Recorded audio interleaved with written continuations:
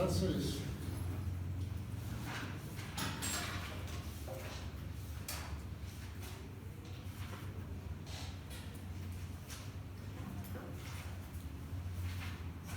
Bueno, cuando empezamos a hacer el examen neurológico de los pacientes,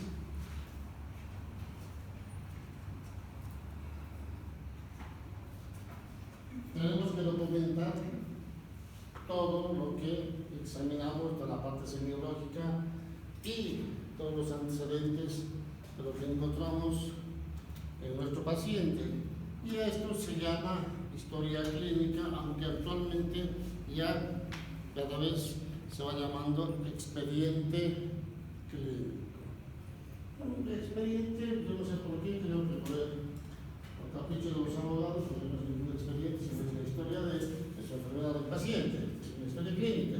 Pero, por cierto, seguramente ustedes cuando vayan al hospital, pasen el expediente, ¿no es cierto? Como si hubiéramos en un juzgado, pero se refieren a la historia clínica. Bien, ahora, cuando nosotros hablamos de historia clínica, hay dos cosas importantes en las que nos interesa saber. Primero, la afiliación y los antecedentes personales, y después el examen neurológico que tenemos que documentar. Cuando hablamos de historia clínica y los antecedentes, ¿qué es lo que nos interesa fundamentalmente? El nombre del paciente. El número de historia clínica va a depender mucho del hospital donde se encuentra, tiene una clave, una numeración. La edad es fundamental, si es paciente pediátrico, adulto joven o paciente de la tercera edad, porque va a depender mucho de eso, del tipo de patología y la prevalencia en cada grupo etario. La fecha de ingreso es importante. ¿Cuándo ingresó? A veces se anota la hora también al lado. El domicilio, donde vive el paciente. Vive en el área rural, en el área urbana, en un edificio, en una casa, vive solo, etc. La fecha de ingreso se deja para el final. Un teléfono de referencia es muy importante. Si podemos conseguir 2 o 3, mucho mejor, porque muchas veces los pacientes vienen, los dejan y los dejan como depósito, ¿no es cierto? Y nunca contestan teléfonos. Entonces es importante el número de referencia, o si podemos tener más números, mejor. Esto, el paciente si es diestro o zurdo. ¿Esto para qué nos sirve? Para ver si el paciente, ¿no es cierto?, tiene el hemisferio dominante izquierdo o derecho. Recuerden ustedes que más del 80%, ¿no es cierto?, algunos dicen 90%, lo tenemos el hemisferio izquierdo como cerebro dominante. Y el resto son los que escriben con la mano izquierda, que tienen el cerebro derecho como hemisferio dominante. Pero de acuerdo a estudios, también estos pacientes que escriben con la izquierda, un 30% tienen el cerebro izquierdo dominante, fíjense ustedes. Entonces es importante tomar en cuenta este tipo de cosas para entender la patología de nuestro paciente. Perdón, el grupo sanguíneo. Si un paciente entra con accidente en vía pública, se supone que va a tener algunas lesiones internas o externas y necesitamos saber el grupo sanguíneo. En general, en la gran mayoría de los documentos, o sea, carnet de identidad, el DNI, etc., está el grupo sanguíneo. Es importante saber. Si es accidente, tiene que tener intervención policial, y esto que nadie pregunta cuando ingresa a la emergencia del paciente. Si es alérgico. Porque muchas veces no preguntan y le aplican algún medicamento, alguna sustancia, y el paciente empieza a tener una reacción anafiláctica y el paciente muchas veces se puede complicar. Entonces es importante tomar en cuenta esto que estamos hablando para cuando estemos frente a un paciente y estemos dentro del hospital.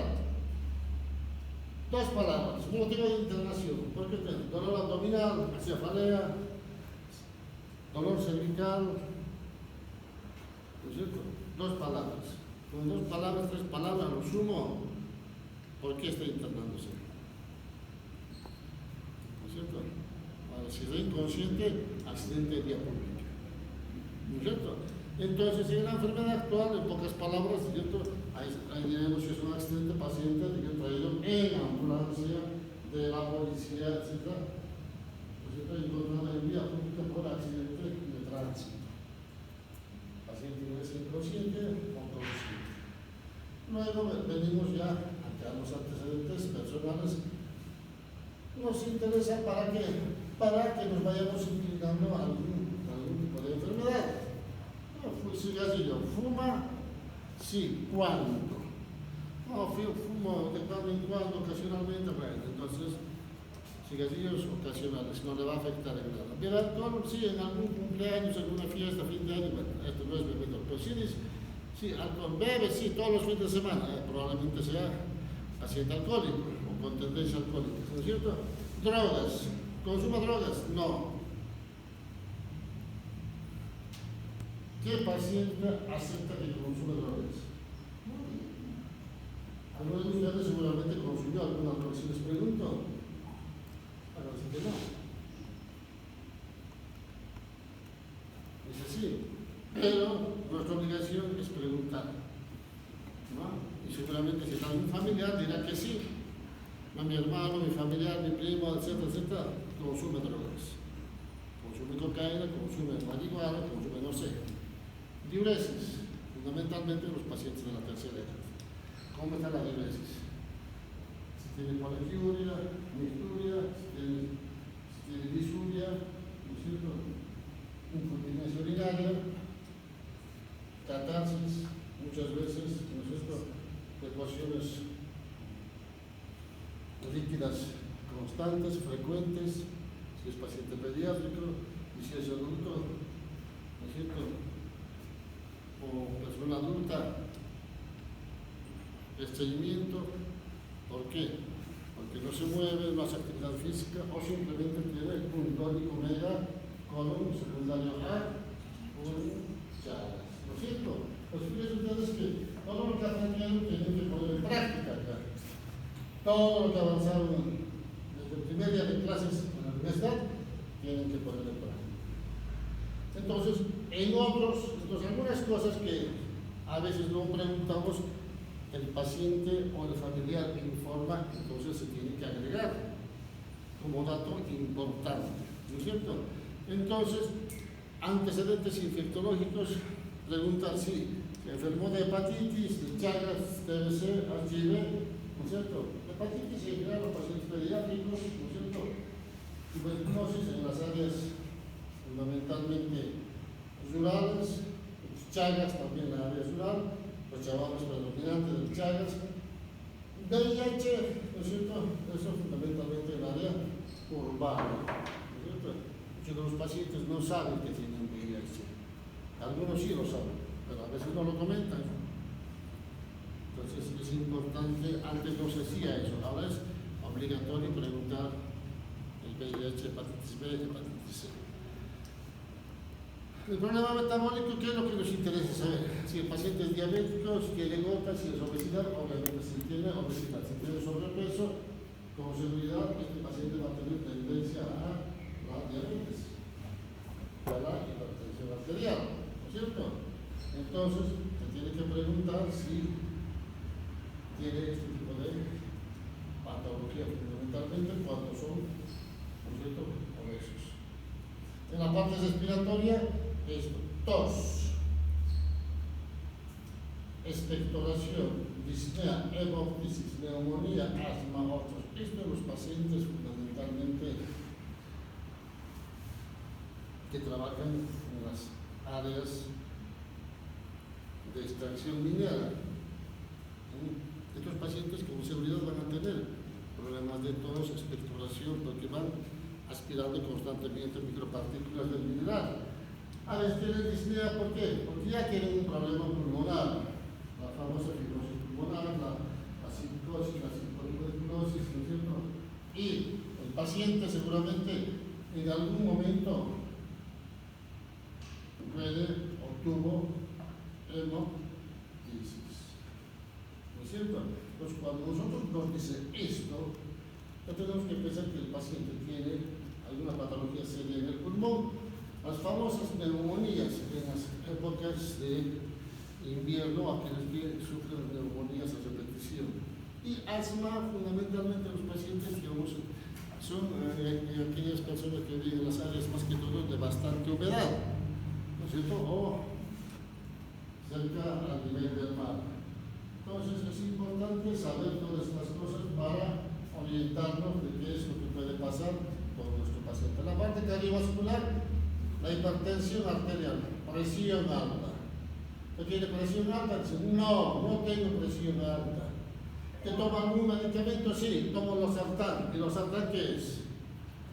Es un antihipertensivo. Entonces este paciente sí es hipertenso. Pero dice que no, porque su presión está controlada porque toma un medicamento. Entonces es importante averiguar ese tipo de cosas. Tiene Angor. ¿El Angor qué es el Angor? Tiene que llevar cardiología, ¿cierto? ¿Llevar o no llevar? ¿Sí? Entonces ya saben qué es. Semiología también, fisiología. ¿Qué es el Angor? Se supone que aprobaron la materia. Y se supone que aprobaron con 90, la mayoría.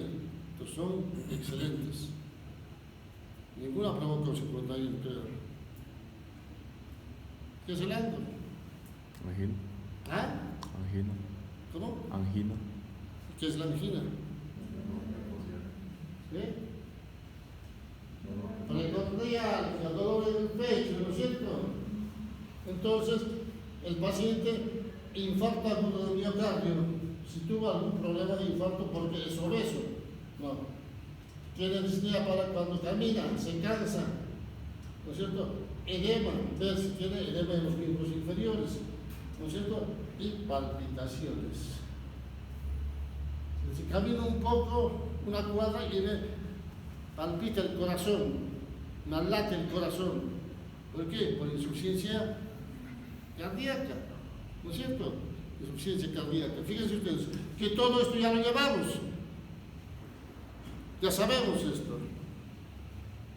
Insuficiencia cardíaca cuando el paciente prácticamente ya tiene un problema serio en el corazón que seguramente sí se descompensa, va a afectar ¿dónde? Al cerebro. En la parte digestiva, pirosis. ¿Qué es la pirosis? Las famosas vinagreras, ¿no es cierto? Las famosas vinagreras. Dice el paciente, no, dice, paciente, yo tengo pirosis, no, yo tengo vinagreras. Entonces ya sabemos, úlceras, en general cuando tienen sangrado, las famosas gastritis. Muchos pacientes dicen, doctor, tengo gastritis, ¿desde cuándo? Desde hace 2 años. Y por ahí en algún momento tuvo algún problema de acidez o alguna cosa y el médico dijo, usted tiene gastritis. Y de eso se metió a la cabeza y tiene gastritis. Probablemente no. Hay que investigar si realmente eso no es una gastritis. La constipación, el reflujo, melenas y hematemesis. Pensando en lo que llamamos en gastroenterología, lo que llaman hemorragia digestiva alta o hemorragia digestiva baja, ¿no es cierto? Entonces uno tiene que pensar, si tiene hemorragia digestiva alta, ¿en qué pensaremos?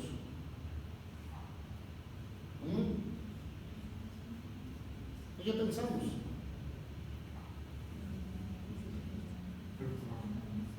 En una úlcera gástrica o unas varices esofágicas, ¿no es cierto? Y si es hemorragia digestiva baja,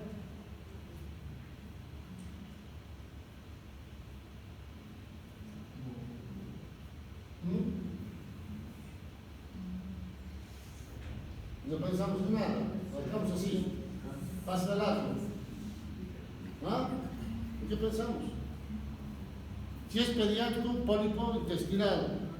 Si es adulto, ¿un qué? Puede tener, ¿qué cosa? Una hemorroides o un CA de colon. ¿no es cierto? Eso ya lo llamaron. Usted tiene que saber más que yo eso. Entonces, ven ustedes que todo esto ya nos va orientando a algo. No lo hacemos porque no nos interesa hacer y llenar un papelito nada más. Si no, nos tiene que interesar los datos, ¿no es cierto?, que nos van a ayudar a llegar a un diagnóstico. La parte neurológica, la cistitis, generalmente la cistitis es más frecuente en el sector femenino, ¿no es cierto? ¿Por qué más frecuente en el sector femenino? ¿Ah? ¿Por qué? ¿Por qué? Sí, porque es corta la oreja de su compañera. Las famosas uretritis, ¿no es cierto? Inflamación o infección a repetición, nicturia. Nicturia fundamentalmente se presenta en los varones, ¿no es cierto? La polaquiuria y las disurias cuando tienen infección.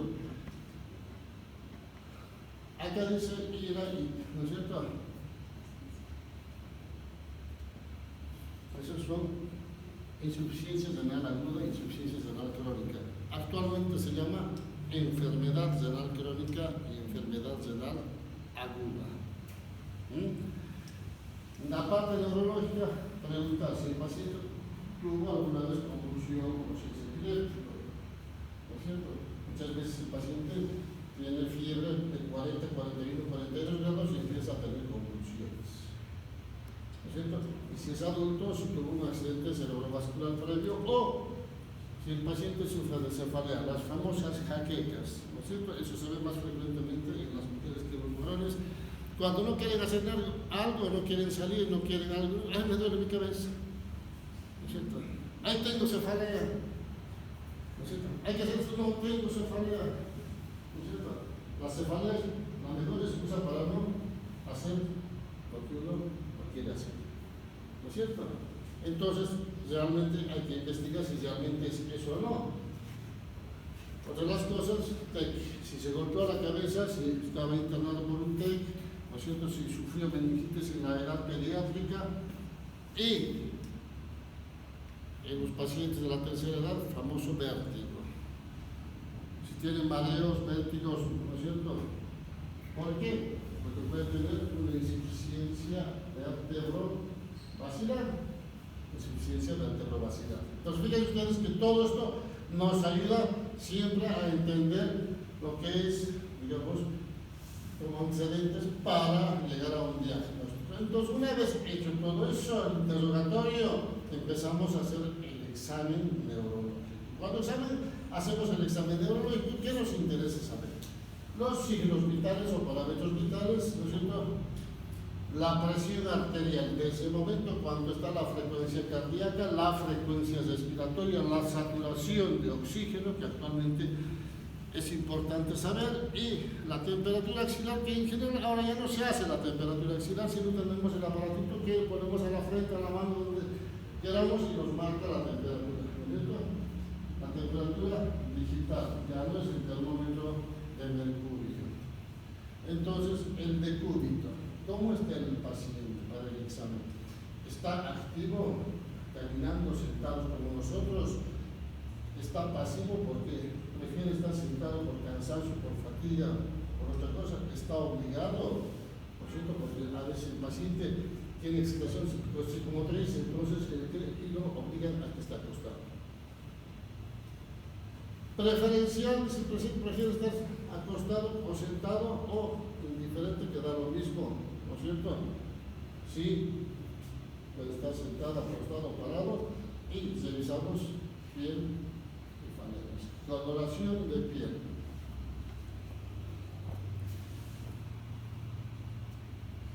Cuando examinamos la piel, ¿qué es lo que adoptamos? ¿Cuántos tipos de piel conocemos? De color de piel. ¿Cuántos? Todos son blanco y negro. Entonces,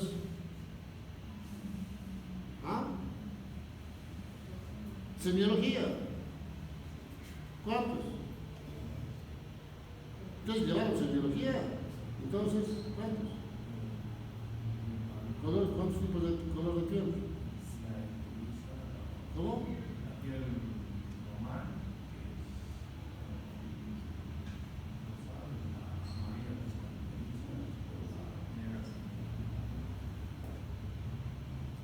Nada.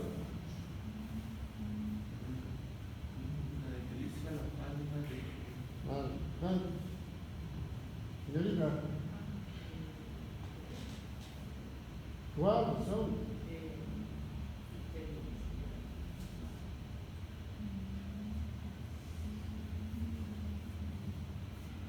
Blanco, negro, pardo, naranja. ¿Cuál es el pardo, cuál es el naranja? ¿Ves? Depende de la tonalidad, Pero sí me cabe, ¿en qué grupo estaría?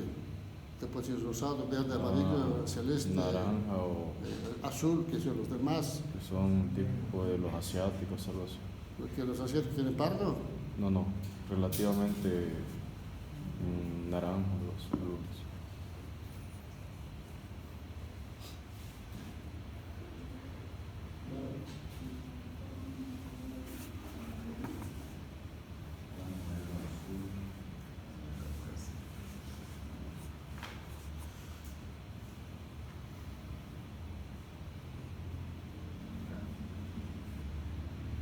¿Cómo aprobaron semiología?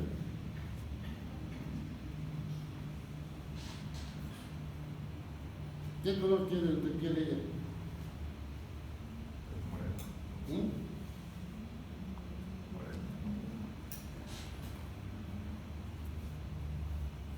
Los europeos, ¿qué color de piel tienen? Casi.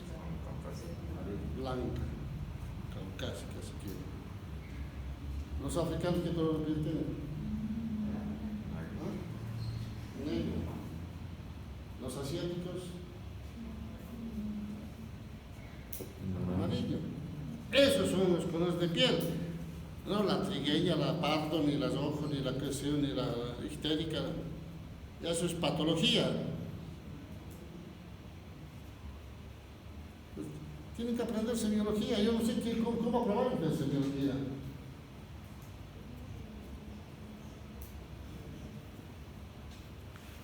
Más vale que vayan recordando todo, porque si no, no les va a ir muy bien, ¿eh?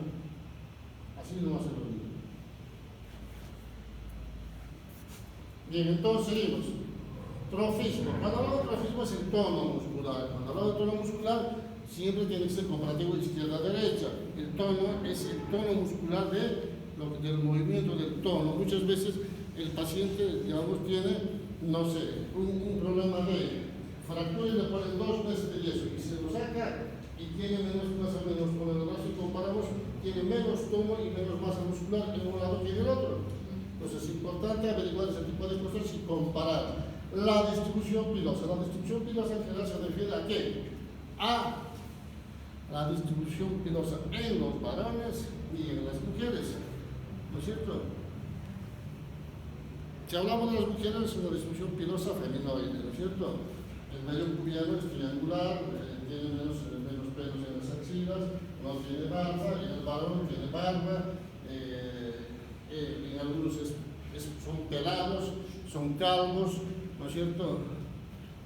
Tienen pelos en el pecho, ¿no es cierto? Pelos en los miembros inferiores, entonces es totalmente diferente. Entonces eso nos interesa saber. Las uñas.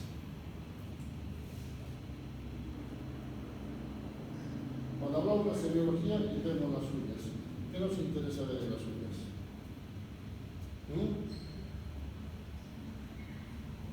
¿Qué nos interesa ver?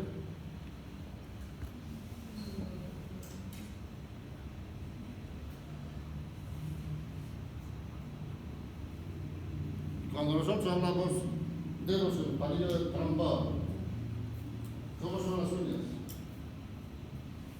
¿En qué patología se presenta? ¿No? ¿Y qué?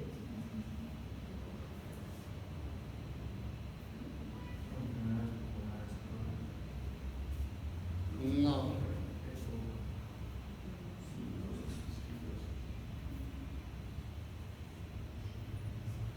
Pacientes que tienen problemas coronarios de nacimiento, ¿no es cierto? Eso llevaron a semiología, seguramente llevaron en cardiología también, ¿no es cierto? Y cuando tenemos estrías en los dedos, ¿qué pensamos?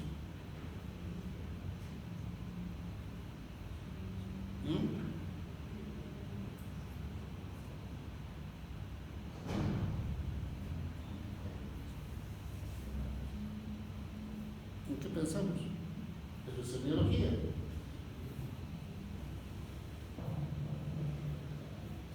No es lo que se enseñaron en semiología. ¿Sí o no?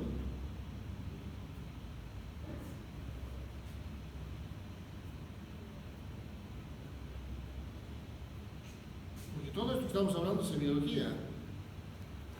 Cuando nosotros vemos que tenemos estrías en las uñas, fíjense las que tienen estrías. Si alguno tiene estrías es porque tuvo alguna desnutrición en la infancia. Cuando hay desnutrición, repercute en qué? En el cerebro. Entonces, fíjense ustedes, solamente con ver algunas cosas ya nos orienta de cómo puede estar nuestro paciente. Es importante saber y recordar la semiología.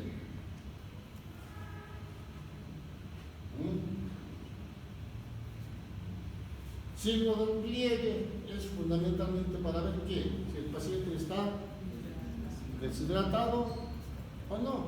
Eso fundamentalmente en las personas adultos y niños, y los pacientes de la tercera edad en general de por sí tienen algo de signo del pliegue. ¿Por qué? Porque en general la piel se hace más acartonada los pacientes de la tercera edad y en general los viejitos no toman leche. ¿Cuánto es lo normal de consumir líquido por día? ¿Cuánto?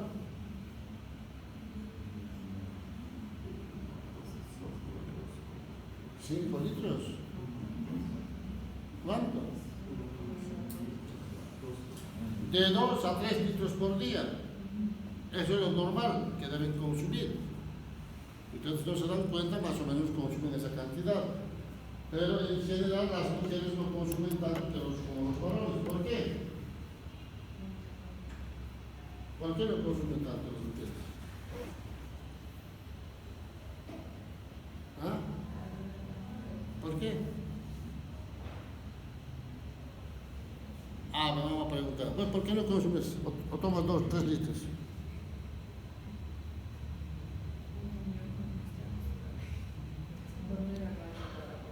¿Cómo?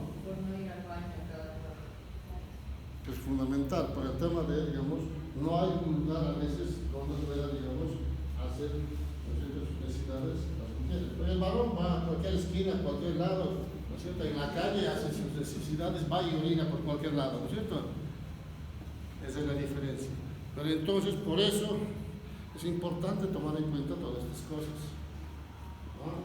Es importante tomar en cuenta todas estas cosas. Tejido celular subcutáneo, perdón.